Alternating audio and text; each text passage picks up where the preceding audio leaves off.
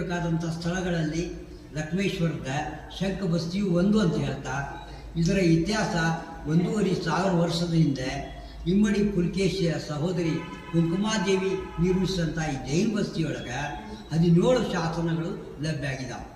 ಈ 17 ಶಾಸನಗಳಲ್ಲಿ ಇಲ್ಲಿ ಇತಿಹಾಸಕ್ಕೆ ಸಂಬಂಧಪಟ್ಟಂಥ ಮಾಹಿತಿಯನ್ನು ನಾವು ನೋಡಿದಾಗ, ಬಾದಾಮಿಯ ಚಾಲುಕ್ಯರ ಕಾಲದಲ್ಲಿ ನಿರ್ಮಾಣವಾದಂಥ ಈ ಜೈನ ಬಸ್ತಿಯ ಮುಂದಿನ ಹಂತದೊಳಗೆ ರಾಷ್ಟ್ರಕೂಟರ ಕಾಲದಲ್ಲಿ ಇದರ ವಿಸ್ತರಣೆ ಆಗುತ್ತೆ.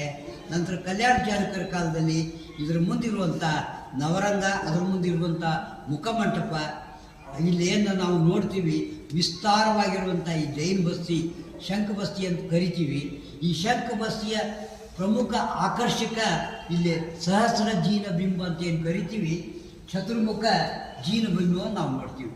ಇಲ್ಲಿ ಸುತ್ತಲೂ ನಾವು ನೋಡಿದಾಗ 4 ದಿಕ್ಕಿನೊಳಗೆ 4 ಖಡ್ಗಾಸನ